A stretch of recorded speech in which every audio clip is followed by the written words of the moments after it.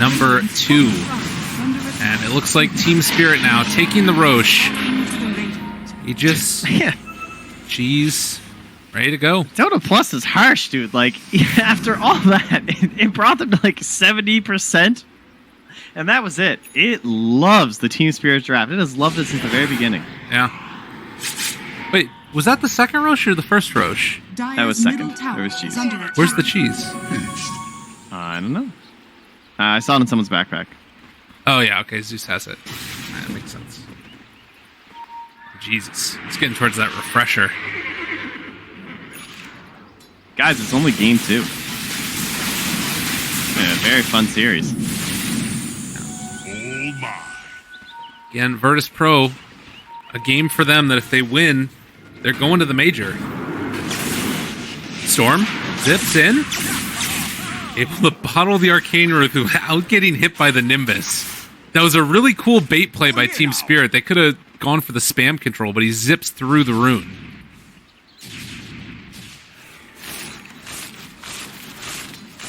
So now they'll have an Arcane Rune for a potential smoke play.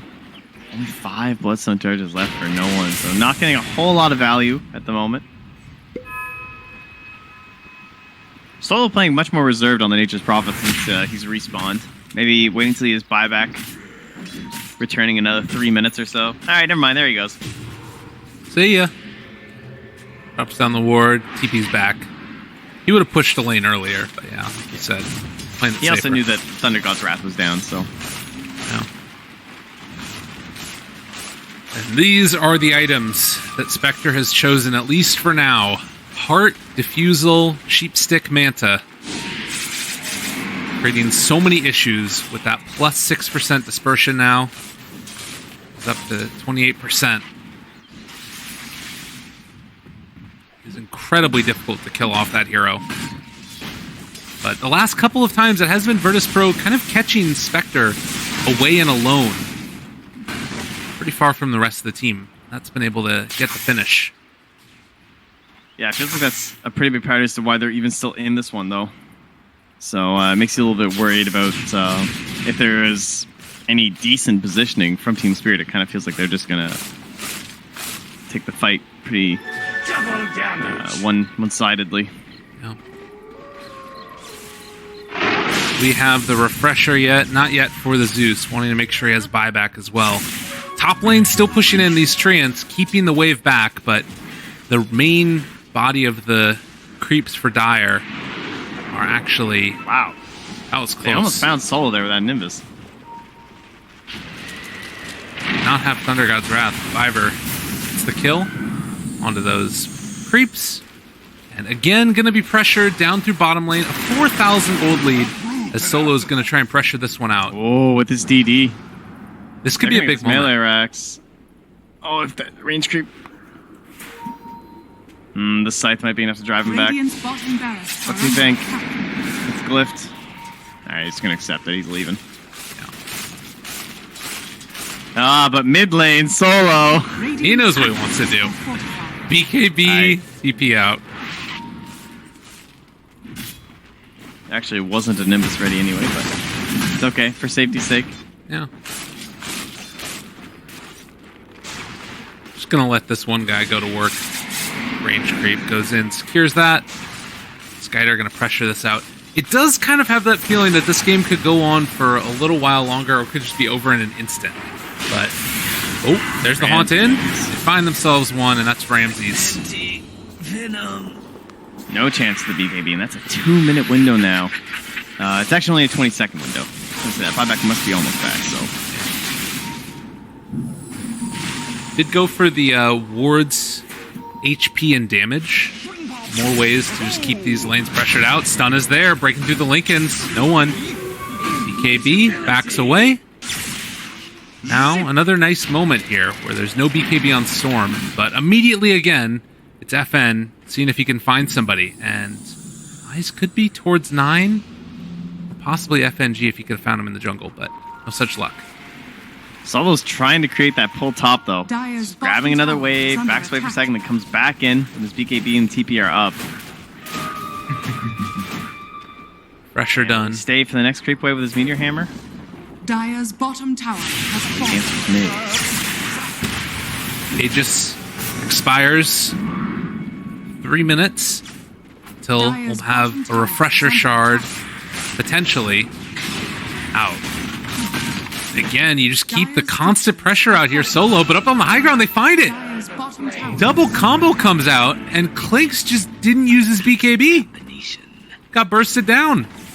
Yeah, I didn't expect the double Nimbus, it seems. Well, they won't have a creep wave in this lane anytime soon, although they actually have one right now. Okay, Storm Spirit missed the creeps, and Hestejo is going to hit away here. They do take him down now. Hestejo popping the blade mail rather.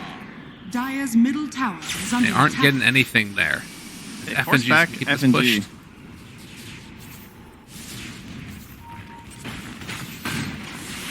Nonetheless, another creep wave dealt with. Hestejo trying to lay into it. There's a ranged barracks down, and they actually are going to force out the ulti from him.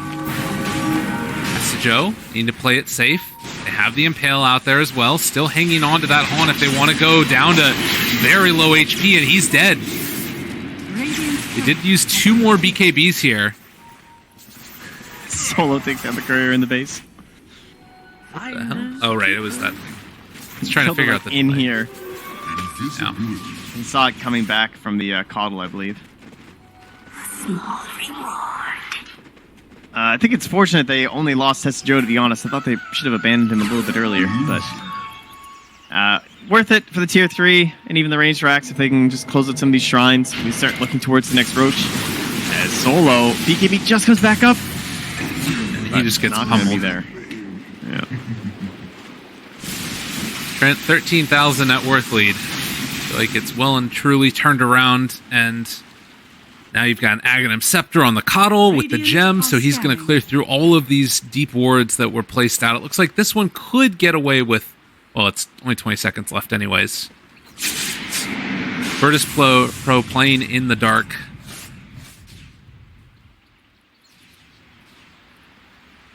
So what was our net worth like this game? It was at most a 5k lead for Virtus Pro. They did keep it very close because of all the kills they were getting too. But then they just kind of, I don't know, it felt like they were stalling out a little bit there, only able to kill the supports, but they just got such a ridiculous amount of kills that it did add up over time as they just kind of kept killing Roger and kept killing Solo. Yeah. And then all of those kills right in a row, and no one really hurt this game for Virtus Pro. I mean, it looked a lot like Lean in the last game. They just lost all these Bloodstone charges shortly after picking up the item. Takes away a lot of the advantages you get from it. And now he's been forced into the BKB as well as the Lincoln Sphere because of the scythes. Great itemization here. BKB looks like the next choice for Skyder. Wasn't sure if he might consider the Abyssal just to double down, but time for a little bit more survivability. 3.8k is not enough, apparently, in terms of HP. So needs that and a little bit more with some magic immunity. Okay. I think that's the type of item that can just be like a run in there, end the thing, potentially. Godzilla just really loves this spot right here. Some vision. Make sure that he can go for his split push plays. I think that's the same ward that he's dropped like 3 or 4 times now. Yeah. Constantly going for it. Much like the Team Spirit Wraith King, if it keeps working, keep doing it. DD Spectre. And waiting for that next Roche, about 2 minutes away. Virtus Pro needing to find some answers. They have really good high ground defense. I mean, buyback from Storm Spirit. You've got the Veno wards that are going to... Solo's on the run here. He tried to go for the TP, but he got scouted, and then when he used his BKB, his TP was still on CD, so... Big greedy, going for that wave. Feels like, I mean, he can't really afford to wait every single time for TP and BKB, so it's understandable, but great reactions here from Team Spirit to catch him. Shrine is still available. They scout out no one. Haunt in immediately. The Hex. They got the vision with the Coddle. They blow up no one, and it happens that quickly. Ooh, Roger. So be careful. BKB. Do they have the punch? They wait on it. Giving him some hope that he might not get taken down, but it was an inevitability as they kill off Roger. And all lanes starting to push in now. It's time to go high ground. Words are still very annoying to deal with 2 buybacks. Looks like Team Spirit might be comfortable just letting it go. And they will indeed do that. Just follow the same story as our very first series. Started the qualifier with these two teams.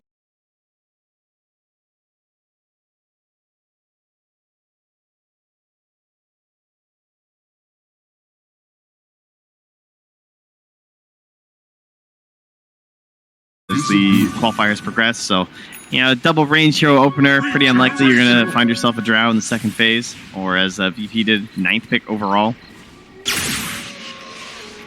So we'll see if the draft stays close in game 3, because at this point I have to believe the Team Spirit are taking us there. And just having the feeling of let's go with what works for us. They take the Wraith King, they take this Zeus that I feel like 9 has been, for me at least, it's been like his best hero. It's one that it's really stood out for me. His constant usage of Thunder God's Wrath and finding kills with that and a Nimbus. It's a very good understanding of where the supports might be. And now, with a Refresher Orb and a Refresher Shard, they said it couldn't be done. This is a lot of Nimbus. The triple Nimbus. They laughed at me. Man. I mean, you can practically get 4 Nimbuses, honestly, with the CD. Does he have enough mana to do 3 times Thunder God's Wrath? Look at this mana. 3 times Thunder God's Wrath is, what, 1,200? Oh, you're right. He doesn't have the cheese. All right, that's the play. It's like, no he's just sitting in concerns. Fountain. Oh, Solo. Oh, my God. I didn't even notice. He almost died. Solo? Yeah, Spirit Vessel, he was down like 50 HP and he just escaped.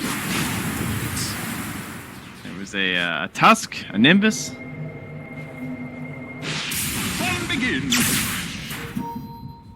Spot that FN is down here. Haunt in. They know the Nimbus is there. They got him caught. Going to be able to force out that BKB. Does FN live? I think the answer is yes.